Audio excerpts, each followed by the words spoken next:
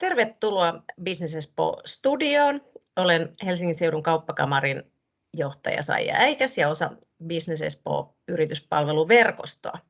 Ja tänään minulla on ilo ja kunnia saada vieraaksi meidän Kiihdyttämö Kiuaksen palkitun sellaisen toimitusjohtaja Nea Harjanne.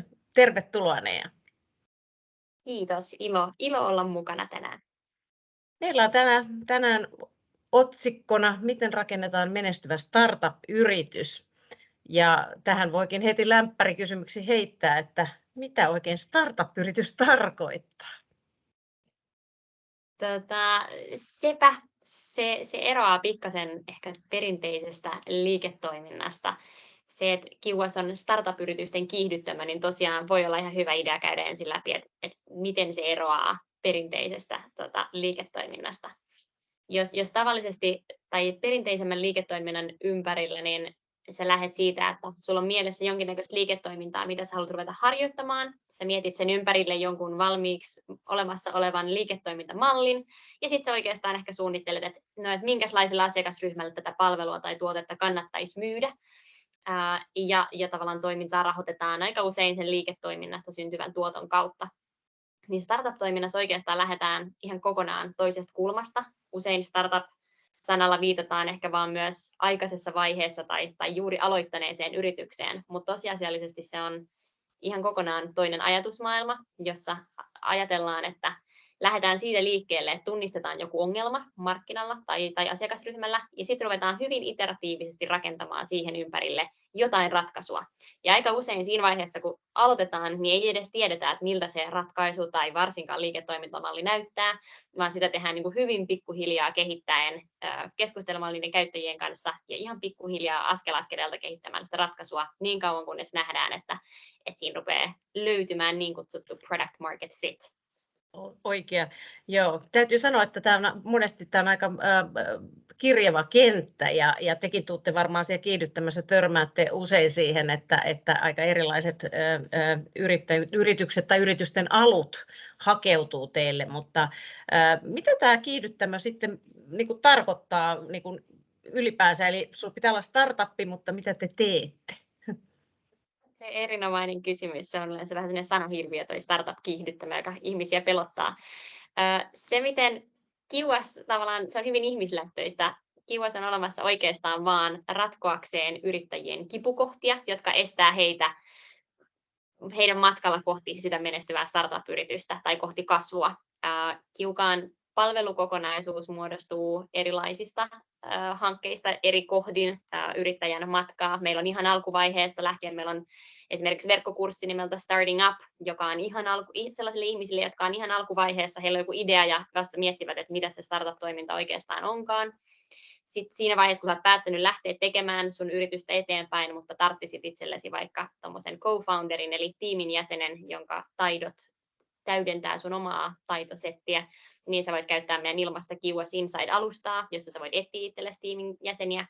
Mutta sitten se, mistä me ollaan ehkä kaikista parhaiten tunnettu ja mistä toi kiihdyttämö-sana nimenomaan tulee, on tämä meidän Kiuas Accelerator-ohjelma, jota ollaan perinteisesti aina kerran vuodessa tai 2 kertaa vuodessa nykyään, niin vedetään tämmöisiä 10 viikon intensiivisiä kiihdytysohjelmia, jossa me sitten valitaan aina semmoinen noin 20 startuppia kerrallaan, ja sitten 10 viikon ajan niin pyritään yhdistämään heitä alan ammattilaisiin, sijoittajiin, sarjayrittäjiin, jotka auttaa heitä sitten ratkomaan niitä ongelmia, mitkä saattaisi hidastaa heidän matkaa eteenpäin. Eli kun puhuttiin aikaisemmin siitä, että se on semmoista iteratiivista ongelmanratkaisua, niin me 10 viikon ajan pyritään ratkomaan heidän ongelmia tuplavauhdilla siihen, mitä he ehkä tavallisesti sitä tekisivät. Ja se on se, missä Kiuas parhaiten auttaa.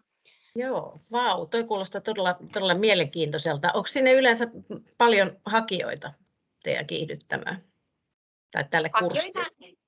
Hakijoita on aika paljon. Kyllä Suomessa on tosi hyvällä tolalla syntyvien startup-yritysten määrä, mutta sitä ei kannata missään nimessä pelätä, että hakijoita on paljon. Et startup-skene itsessään on tietysti hyvin kilpailtu, niin siihen kannattaa tottua jo heti alusta asti, että huomatta, mitä sen niin siellä alalla teet, niin kilpailuun joutuu tottumaan joka tapauksessa. Joo. Ja teillä on tosiaan 2 kertaa vuodessa, niin ilmeisesti jos ymmärsin oikein, niin teillä on nyt pyörii juuri tämmöinen yksi 10 viikon jakso, intensiivinen jakso siellä Otaniemessä. Kyllä. Iloksemme startattiin toissa viikolla kevään ensimmäinen ohjelma ja syksyllä sitten vedetään toinen 10 viikon pätkä. Ja tosiaan työskennellään tuolta Startup-saunalta Espoosta Outaniemestä. Kyllä. Ja siis minkälainen, kerrotko lisää tästä kurssista tai mitä te siellä niin kuin ratkotte? Eli jos te haluatte rakentaa tällaisen menestyvän startup-yrityksen ja tulette kiihdyttämään, niin mitä pitäisi tietää tai mitä valmiuksia pitäisi olla? Erinomainen kysymys. Ja siinä päästään ehkä just siihen, että mikä erottaa perinteisen liiketoiminnan ja startup-toiminnan. Joista ensimmäinen, minkä mainitsin silloin, oli just tämä, että sulla täytyy olla joku ongelma, mitä lähtee ratkomaan. Aika usein se on näiden perustajien elämässä itse törmäämään joku ongelma, joku asia, mikä häiritsee, mitä sä mietit, että mikä voitaisiin tehdä paremmin. Ja se virhe, mitä usein tehdään, on, että mietitään vaan, että mitä olisi hauskaa rakentaa. Se on tietysti ihan, en mä sano, että se on täysin huono valinta lähteä tekemään, mutta usein se, että miten sä rakennat menestyvän startup-yrityksen, lähtee siitä, että sä onnistut tunnistaa sellaisen ongelman, joka on kipukohta tarpeeksi isolle joukolle ihmisiä, jotka on valmiita maksamaan siitä, että joku ratkaisee tämän ongelman. Eli mitä huolellisempi sä oot siinä, kun sä valitset sitä ongelmaa. Sä voit miettiä sellaisia asioita kuin, että miten usein ihmiset törmää tällaiseen ongelmaan, miten iso joukko se on ihmisiä ylipäänsä, jotka tällaiseen ongelmaan törmää niiden päivittäin, mistä mä löydän niitä ihmisiä, joilla on tämän kaltainen ongelma, niin jo ihan siinä, kun sä niin mietit sitä, että minkä ympärille sitä startupia ruvetaan rakentamaan, niin sä voit siinä jo välttää tosi monta sudenkuoppaa, kun sä valitset tarpeeksi ison ja kipeän ongelman. Tästähän on paljon tietenkin puhuttu viime vuosina, nämä niin kuin grand challenges, mitä me kohtaamme sekä ilmastonmuutoksen että muiden tällaisten yritysten niin kuin toimintakykyä ehkä muuttavien asioiden ympäriltä. Ja nyt tietenkin kriisitietoisuus on lisääntynyt entisestään ja ehkä se, että se ongelma, mikä oli jokunen vuosi sitten, niin voi olla, että ei ole akuutti enää. Eli tämä on varmaan se, missä te autatte sitä. Ja jos on ymmärtänyt, niin tämä on tämmöinen ongoing process tavallaan startupissa, että voiko se ongelma sitten muuttuakin matkan varrella, vai muuttuuko se yleensä, miten päin tämä menee? Ihan ehdottomasti. Sepä just, että jos koko matkan on tarkoitus olla aika iteratiivinen, niin se toimii just niin, että sä valitset yhden ongelman ja lähdet sitten niinku apinan raivulla niin sanotusti niin tutkimaan sitä, että sä keskustelet niiden potentiaalisten käyttäjien kanssa, onko tämä muiden mielestä ongelma. Ja hyvin nopeasti sä voit törmätä siihen, että itse asiassa tämä ei ollutkaan yhtään niin iso ongelma kuin mä olin ajatellut. Ja sitten kannattaa kuunnella tosi herkällä korvalla, että mitä se käyttäjäkunta sanoo ja lähteä miettimään jostain toisesta kulmasta. Ja se, mitä mainitsit just noista tavallaan isoista maailmanlaajuisista ongelmista, niin kyllä me täällä Kiukallakin niin lähtökohtaisesti suositellaan aina miettimään, että mikä liittyy tosi vahvasti tuohon ongelman valitsemiseen, että onko tämä sellainen ongelma, että jos te todella onnistutte sen ratkaisemisessa, mikä tietysti on jokaisen startupin lähtökohtainen tavoite, niin muuttaako se maailmaa parempaan suuntaan? Onko se todella niin, että jos te tämän koko matkan käytte läpi, niin maailma on jollain tapaa parempi paikka sen jälkeen? Niin mun mielestä se olisi aika sellainen hyvä ajatuskulku, joka olisi hyvä käydä siinä kohtaa ennen kuin te dedikoitte hirveän määrän aikaa ja resursseja sen ongelman ratkaisemiseksi. Onko, jos sitten tämmöinen vähän yksinkertainen kysymys, niin törmäättekö te sitten sellaiseen tilanteeseen välillä, että idea on niin kuin validi, mutta siitä puuttuu jotain? Ohjaatteko te sitten, kun mä huomaan, että tässä slaidillakin on tämä tiimi, niin onko se usein sitten se ongelma, että sillä ei olekaan sitten tämän ongelman ratkaisun tarpeeksi niin kuin osaavaa niin sanottua sitoutujaa mukana? Ehdottomasti, ja jos just mennään siihen, että sitten olette valinnut jonkun ison ja painavan ongelman ratkottavaksi, niin sitten tietysti olisi tärkeää miettiä, että mitä on ne sun omat vahvuudet lähteä rakentamaan tällaista liiketoimintaa. Että aika usein esimerkiksi startuppeja yhdistää se, että ne on teknologiavetoisia, koska teknologian avulla on mahdollista rakentaa nopeasti skaalautuva ja iteratiivisesti kehitettävä tuote tai palvelu, niin hyvin paljon nähdään tietysti sitä, että sulla voi olla jonkun ihan muun alan kompetenssi, mutta sitten sä oot kuitenkin päättänyt rakentaa teknologia-alan yrityksen ilman, että sä itse välttämättä ymmärrät siitä teknologiasta ihan hirveästi.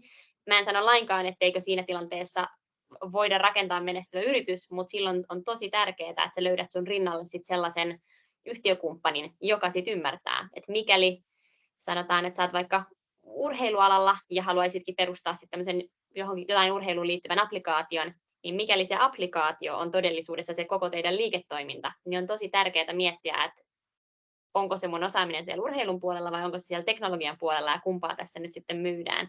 Mikä tekee tosi tärkeäksi sen, että sitten kun olette tunnistanut tämän hyvän ongelman, niin se seuraava kohta, jossa voitte välttää tosi monta sudenkuoppaa, on just se, että miten me muodostetaan semmoinen tiimi, jossa tosi kokonaisvaltaisesti ymmärretään tämä ongelma, että se, että miten tällaista lähdetään edes ratkaisemaan. Että se polku on tosi vaikea, jos sieltä lähtökohtaisesta tiimistä puuttuu jo paljon osaamista sen ongelman ratkaisemiseksi. Miten, ihan semmoinen välikysymys vaan, että onko startuppi, voiko olla muuta kuin teknologiapainotteinen startuppi? Tietenkin tulee vähän silleen, että kun Otaniemessäkin liikkuu ja siellä käy, niin tuntuu, että ja tietenkin peliala kun on dominoinut tätä ja muutenkin näet, tuntuu, että onko kaikki innovaatiot vaan pelkkää teknologiaa? Erinomainen kysymys, johon vastaus ei varmaan yksiselitteinen. Lähdetään siitä kulmasta, että miksi se teknologia on siellä niin suosittu, niin on just tosiaan se, että se on helppo skaalata ja se on niin kuin helppo ratkaista monia ongelmia. Mutta aika usein itse asiassa startupitkin voi lähteä kyllä ratkomaan ongelmalla ihan muulla kuin teknologialla. Hyvä esimerkki on vaikka meidän alumniyritys Gubbe, joka saattaa olla kuuntelijoille jollain tapaa tuttu, jossa Gubbe yhdistää nuoria ja ikäihmisiä, jolla ratkaistaan sit ikäihmisten yksinäisyyttä. Ja he alkuun teki sitä hyvin pitkään niin, että siinä ei ollut oikeastaan minkäänlaista teknologiaa tässä ratkaisussa mukana, mutta sitä mukaan kun he tunnisti, että tämä on tosi tärkeä ongelma, täällä tuntuu olevan kysyntää, meillä on hyvä tiimi, niin sitten pikkuhiljaa siihen ollaan nyt sitten lähdetty rakentamaan teknologiaa sen ympärille, jotta sitä voidaan skaalata. Eli ovatko he olleet teidän asiakkaita tässä? Onko käynyt tämän justiin 10 viikon kurssi? Kyllä, Gubbe on meidän alumniyritys. Okei, joo. Tosi hieno. No miten tästä sitten eteenpäin, jos sulla on tämä tavallaan ongelma on löydössä ja samoin tiimikin, niin miten siitä sitten eteenpäin? Joo. Tämä on ehkä se kolmas ja viimeinen, missä on tavallaan, jos mietitään, että mitkä on ne eväät, mitä tarvitaan siihen, että rakennetaan menestyvä startup-yritys, niin tämä on ehkä semmoinen, meidän otsikko tänään oli, että miten sellainen rakennetaan, ja minusta olisi kiva kertoa, että meillä on joku voittava resepti. Väitän, että jos jollain ehkä olisi tämä resepti, niin hän olisi rikas henkilö. Mutta sen sijaan, mitä me suositellaan, mikä kyllä usein tuntuu yhdistävän niitä yrityksiä, jotka sitten pääsee pitkälle, on oikeastaan aika simppeli resepti, mikä näkyy tuossa meidän näytöllä. Tämä on tämmöinen niin kuin sykli, jossa lähdetään aina siitä, että lähdetään tekemään mahdollisimman vähän kerrallaan ja validoidaan koko ajan sitä teidän hypoteesia. Sanotaan, että teillä on vaikka sanotaan, että Airbnbin hypoteesi oli se, että ihmiset haluaisi matkoillaan yöpyä muuallakin hotellissa, he haluaisi edullisia vaihtoehtoja ja yöpyä paikallisten ihmisten kotona. Sitten on mietitty, että mikä on se niin kuin kaikista pienin askel, mikä me voidaan ottaa siihen, että ruvetaan validoimaan sitä, että onko tämä vain meidän mielestä ongelma vai onko tämä myös muiden mielestä. Ihan eka askel voisi olla se, että laitetaan ilmoitus lehteen ja katsotaan, suostuuko kukaan tulemaan meille vaikka yöksi. Ja se on ollut semmoinen varmaan ensimmäinen. Sitten huomataan, että okei, ihmiset vastaa meidän ilmoitukseen ja ihmiset haluaa tulla. Entä jos nyt käytetään vasta tässä kohtaa aikaa siihen, että rakennetaanko vaikka verkkosivut? Katsotaan, että tuleeko sinne ihmisiä, saadaanko me sitä kautta tilauksia. Eli tämä on niin kuin hyvin pienin askelin kohti sitä kehittämistä, että ei tavallaan rakenneta mitään ennen kuin validoidaan koko ajan sitä, että onko tämä todella hyödyllistä ratkaiseeksi just tämä osa meidän ratkaisua tämän ongelman. Sitten testataan sitä valittua hypoteesin validointikeinoa ja sitten sen tulosten pohjalta niin iteroidaan taas eteenpäin. Jos huomataan, että tämä valittu keino itse asiassa ketään ei kiinnosta, niin sitten on ihan hyvä taas palata sinne ensimmäiseen vaiheeseen, jossa mietitään, että okei, mikä tämä meidän hypoteesi oli ja oliko se itse asiassa väärä, mitä me voitaisiin testata seuraavaksi. Ja sitten taas rakennetaan jotain hyvin kevyttä ja pientä, testataan sitä ja taas iteroidaan palautteeseen. Onko tämä, niin kuin, jos ajatellaan sitä teidän kiihdyttämä ohjelmaa vaikka, niin onko tämä hypoteesin niin kuin kehittyminen, se on varmaan siinä ja sen niin kuin monipuolistuminen, että varmaan jos on täysin väärä se lähtökohta, niin sitten voi olla varmaan vaikeuksia, mutta se on varmaan, että se kehittyy ja evoluutio tapahtuu. Joo. Kyllä. Ja se, mihin me tavallaan suositellaan sen ohjelman aikana myös, on se, että vaikka tuossa on niin kuin 4 askelta, niin noin pitäisi pystyä käymään kaikki läpi todella lyhyessä ajassa. Et aika usein sanotaan, että startupilla menee semmoinen 20 tuommoista sykliä ennen kuin he löytää jotain, minkä päälle on mahdollista rakentaa sit liiketoimintaa. Niin jos sä käytät tuon syklin läpimenemiseen vaikka puoli vuotta kerrallaan, niin se on ihan järjetön määrä aikaa, mikä teillä menee, resursseja ja aikaa ennen kuin te Ennen kuin pääsette siinä on, eteenpäin. joo. Eli parhaimmassa tapauksessa me suositellaan, että käytä viikko siihen, että maanantaina validoidaan hypoteesia, tiistaina mietitään, mikä on se pienin, mitä voidaan rakentaa, testataan ja iteroidaan. Tietysti erilaisissa syklin vaiheissa jossain kohtaa voi olla, että rakennetaan vaikka vähän isompaa teknistä ratkaisua, jota voidaan testata, että totta kai ne voi vaihdella, että kauanko yksi sykli vie aikaa, mutta kyllä me tuon meidän koko ohjelman puitteissakin niin pyritään siihen, että ei keskitytä liian pitkään yhteen vaiheeseen, vaan että päästäisiin toi koko luuppi kerrallaan monta kertaa läpi. Ja sitten sen jälkeen ollaan ihan älyttömän paljon viisaampia siitä, että onko tässä meidän ongelmassa, onko se sellainen, jonka päälle on mahdollista rakentaa tai liiketoimintaa. No jos ajattelet teidän, kun teillä nyt on, sullakin on kokemusta jo monista näistä teidän ohjelmista, niin miten sanoisit, jos teillä on vaikka 15-20 siellä kerralla, niin kuinka moni pääsee maaliin niin sanotusti? Vai onko nämä tällaisia lukuja, että näitä ei nyt niin kuin toitotella, mutta ilmeisesti teillä on alumnissa paljon kuitenkin näitä, jotka on sitten ihan startup-yrityksen nimellä tuolla ulkona. Kyllä, mä voisin nopeasti palata pari diaa taaksepäin. Eli ehdottomasti meillä on, vaikka startupeilla lähtökohtaisesti just luonteesta johtuen, niin menestysprosentti ei ole mitenkään huiman korkea, koska aika usein just saatetaan törmätä muutaman validointikierroksen jälkeen, että tämä ei itse asiassa ollutkaan hyvä idea, ei rakenneta tämän päälle. Niin tuolta meidänkin alumnit on, niin on viimeisen 5 vuoden aikana niin kerännyt melkein 200 miljoonaa euroa rahoitusta, ja meillä on todella paljon yrityksiä, jotka työllistää jo hirveän määrän porukkaa. Että kyllä sieltä löytyy tosi paljon myös startuppeja, jotka on todella kyenneet rakentamaan tämmöistä kestävää liiketoimintaa, joka päälle on mahdollista rakentaa. Nyt en lähde ihan suoraan arvailemaan, että mikä meidän, sanotaan toi death rate kutsutaan alalla, että kuinka moni niistä startupeista sitten kuolee, mutta kyllä sanotaan, että tämmöisen ohjelman läpikäyminen niin parantaa merkittävästi sitä tavallaan menestymisen mahdollisuutta, kun sä pääset juttelemaan niille ihmisille, jotka on käynyt tämän koko saman myllyn jo monta kertaa aikaisemmin, niin kyllä sanotaan, että siinä se helpottaa tosi paljon sitä matkaa, jonka te käytte läpi. Joo, no toi on todella mielenkiintoista. Nämä on varmaan sellaisia, että mitä te vertailette. Ja onko näitä kiihdyttämöjä sitten samanlaisia kuin te? Olette ilmeisesti pieniä, niin kuin näppärä ja intensiivisesti hoidettu, mutta kiihdyttämö on ilmeisesti sitten ihan toimialoittainkin ilmeisesti perustettu. Te hoidatte tavallaan laajasti, ei ole niin kuin toimiala riippuvainen kiihdyttämö. Ei. Meille tärkeintä on just tämä teidän toiminnan luonne, että pyritäänkö siinä tämmöiseen skaalautuvaan kasvuun. Siinä me ollaan parhaita auttamaan ja meidän verkostosta löytyy niitä ihmisiä, jotka on sen matkan käynyt aikaisemmin. Mutta sitten löytyy Helsingistä esimerkiksi yliopistoilla on usein tämmöisiä alakohtaisia. Helsingin yliopistolta löytyy esimerkiksi vaikka health tech, eli terveysyrityksille omaa, tai sitten on education technology kiihdyttämöitä pelkästään vaikka opetusteknologiaan keskittyviä. Et löytyy paljon hyvin erilaisia vaihtoehtoja erilaisille yrityksille, mutta niin kuin sanottu, niin me ei keskitytä mihinkään yksittäiseen toimialaan, vaan sit lähtökohtaisesti vaan mielenkiintoisiin ideoihin, joissa on suuri kasvupotentiaali. Joo. Tämä on todella mielenkiintoista. Olisiko vielä jotain, mitä halusit kertoa? Eli tämä on tämä teidän ohjelma. Tosiaan meillä nyt on käynnissä meidän kevään ensimmäinen ohjelma, mutta se mikä voi ehkä kuulijoita kiinnostaa, niin syksyllä meillä alkaa sitten toinen tämmöinen 10 viikon ohjelma, johon aukeaa kesällä hakuaika, mihin tietysti haluan kannustaa ketä tahansa, jolla on hyvä idea ja hyvä tiimi, jota haluaisi lähteä rakentamaan eteenpäin. Se vaihe, missä yritykset meille usein tulee, niin vaihtelee ihan hirveästi. Me voidaan auttaa yritystä, joka on vasta ideavaiheessa, mutta sitten meillä on paljon yrityksiä, joilla on jo liikevaihtoa, jolla on jo niin kuin tuote ulkona ja olemassa, mutta se, että toi sykli, mistä mä mainitsin aikaisemmin, niin vaikka sitä voisi ajatella, että se on semmoinen ihan alkuvaiheen yritysten työkalu, niin se ei oikeastaan pidä paikkaansa, vaan se on tosi pitkälle niiden yritysten elinkaareen. Sitä ihan samaa sykliä käytetään jo siinä kohtaa, kun teillä on paljon asiakkaita. Koko ajan validoidaan sitä, että tavallaan ratkaiseehan tämä parhaan mahdollisella tavalla näiden asiakkaiden ongelman. Ja sitten kehitetään sitä ratkaisua koko ajan sen pohjalta, että minkälaista tietoa me saadaan, minkälaista dataa me kerätään niiden käyttäjien toiminnasta. Niin tätä tietysti suosittelen meidän ohjelmaan kenelle tahansa, jolla on hyvä liikeidea tai startup, jonka parissa työskentelee, niin en keksi parempaa paikkaa tulla hakemaan apua kuin QS. Tietää, että nyt voi valmistautua jo seuraavaan kierrokseen.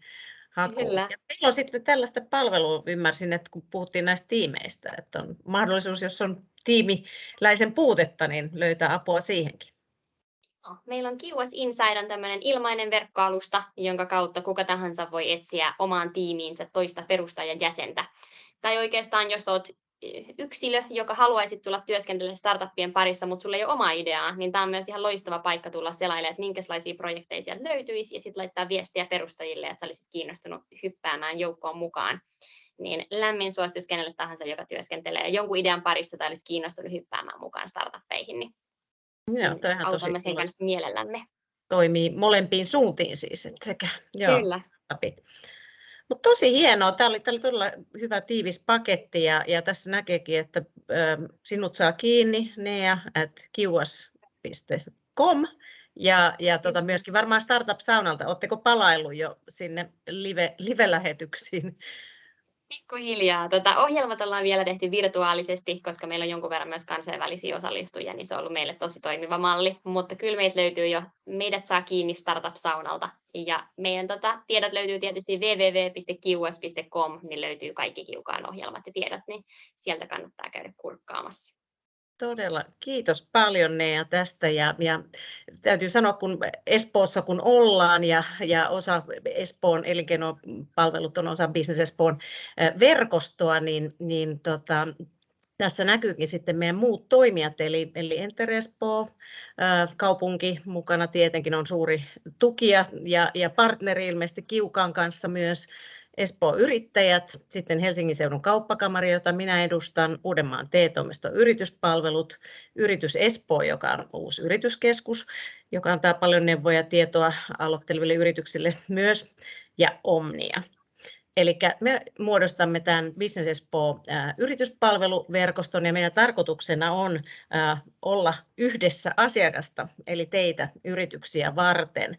Ja tästä yhdestä osoitteesta, eli meidän nettisivut businessespoo.com, niin löydät nämä meidän eri palvelualueet, eli ideasta yrittäjäksi, tavoitteena kasvu, osaamisen kehittäminen, apua rekrytointiin, kansainvälistyminen sekä ohjeita muutostilanteisiin. Ja me kehitämme näitä palveluja jatkuvasti, näitä on myöskin digitaalisessa muodossa saatavina, mutta tosiaan tuolta meidän sivultamme löytyy kaikki tiedot ja yhteystiedot näkyy sitten tässä, eli voitte seurata meitä myös LinkedInissä ja Twitterissä ja myöskin sitten tosiaan meillä on tulossa erilaisia tapahtumia ja seminaareja ja nyt myös live-moodissa, niin seuratkaa ilmoittelua. Ja kiitos osallistumisesta tähän studioon ja kiitos Nea vielä ja oikein mukavaa ohjelmakevättä ja hyviä ideoita sinne vaan pyörimään. Kiitos, oli tosi mukavaa olla vieraan. Ihanaa kevättä kanssa sinne. Kiitos.